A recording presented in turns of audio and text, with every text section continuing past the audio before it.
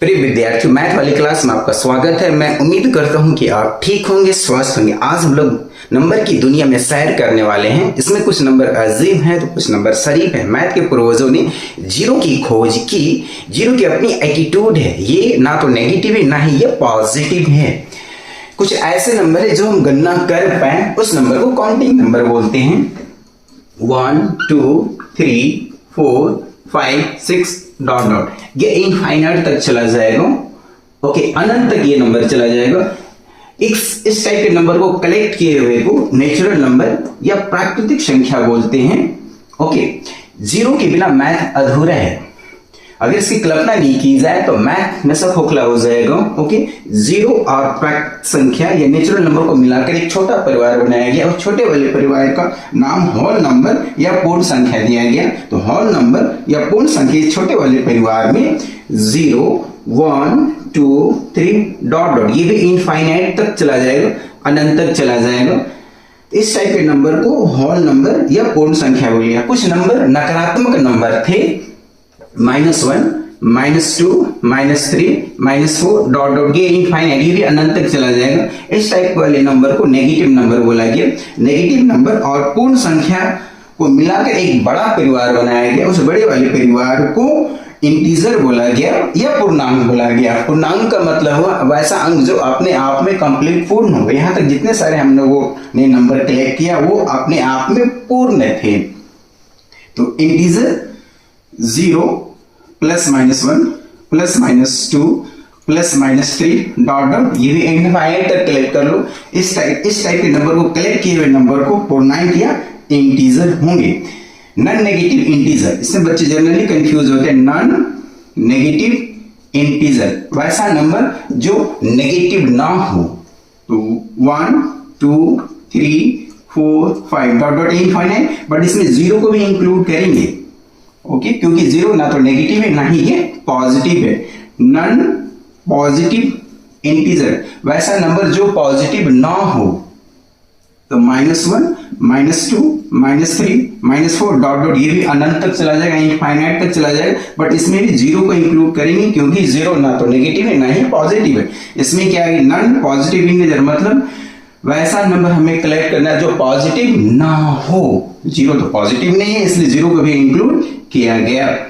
Okay, अभी तक के इंटीजर और पूर्णांक संख्या ये पूरे वाले नंबर को कलेक्ट करके एक बड़ा परिवार बनाया गया था। और आप ये जानते हो बड़े परिवार में, खासकर आज छोटे वाले परिवार में भी बंटवारा होता है। ओके, यानी मान लीजिए 1 डिसिमल तो 3 लोगों में बांटना है, तो क्या लिखोगे 1/3 लिखोगे। ओके, 1 डिसिमल उसको 5 भागों में बांटना है तो 1/5 लिखोगे। 5 डिसिमल है उसको 1 भागों में बांटना है तो 1/5 करेंगे। और मान लो 5 डिग्री टेम्परेचर है, उसको 2 रूमों में बराबर भागों में बांटना है तो कैसे लिखोगे -5/2 लिखोगे।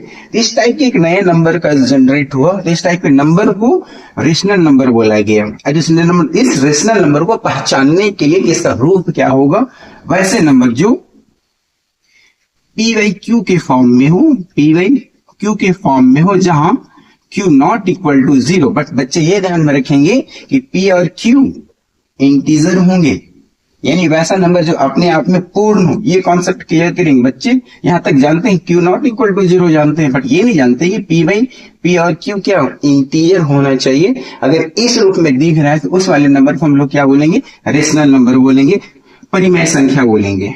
ओके, बट इसमें कुछ ऐसे भी नंबर है जिसको 1/3 को अगर डिवाइड करोगे तो वैल्यू क्या आएगा 0.333। ये लगातार नंबर दशमलव के बाद रिपीट होगा। और कुछ ऐसे नंबर थे जैसे 1/5 को डिवाइड करोगे, है ना, 1/5 को डिवाइड करोगे तो 0.2, ये कंप्लीटली ये डिवाइड हो जाएगा, इसमें रिपीट नहीं होगा।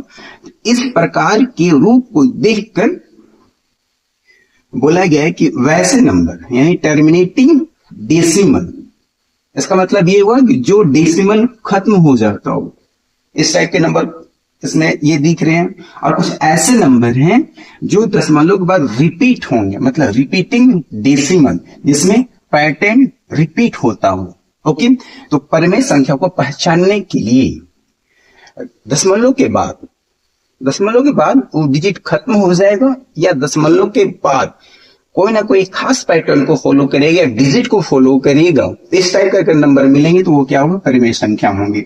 बट कुछ नंबर ऐसे अजीब थे जो इस पैटर्न को फॉलो नहीं कर रहे थे, PYQ के फॉर्म में नहीं थे, उस टाइप वाले नंबर को इरेशनल नंबर और परिमेय संख्या बोला गया। यानी PYQ के फॉर्म में हम लोग उसको रिप्रेजेंट नहीं कर सकते हैं, ना ही वो डेसिमल खत्म होगा और ना ही किसी खास पैटर्न को फॉलो कर रहा होगा। मतलब ये वो non terminating and non repeating decimal, मतलब कभी खत्म नहीं होता है और कोई पैटर्न को फॉलो नहीं करता है, कोई नंबर रिपीट नहीं होता है, तो इस टाइप वाले नंबर को अपरिमेय संख्या बोला गया। जैसे √2, ओके, √2 का वैल्यू क्या था, 1.412135 ये आप √2 निकालोगे तो ये दशमलव का जो भी वैल्यू है, ये वैल्यू क्या होंगे, लगातार इनफाइनाइट तक चले जाएंगे, आपकी एज भी खत्म हो जाएगी, बट ये वाली नंबर कभी खत्म नहीं होगी।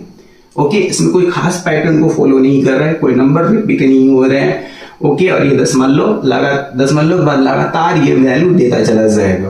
ओके, यानी वैसा नंबर जो डेसिमल कभी खत्म नहीं होता हो और कोई पैटर्न रिपीट ना होता हो तो वो परिमेय संख्या होगा।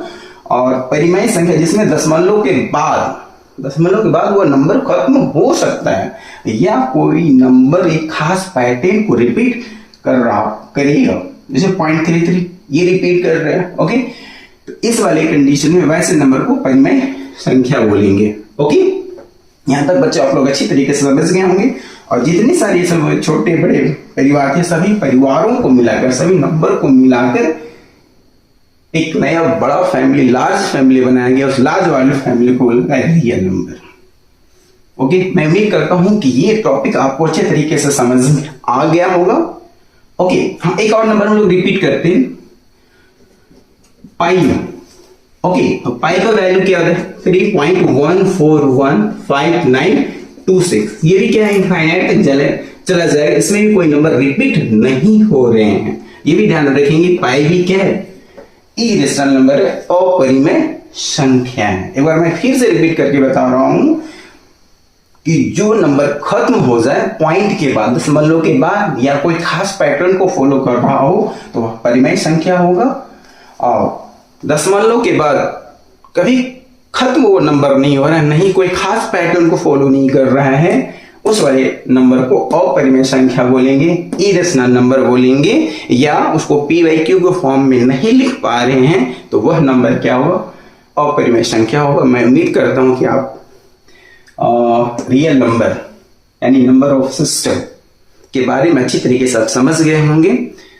वीडियो देखने के लिए धन्यवाद।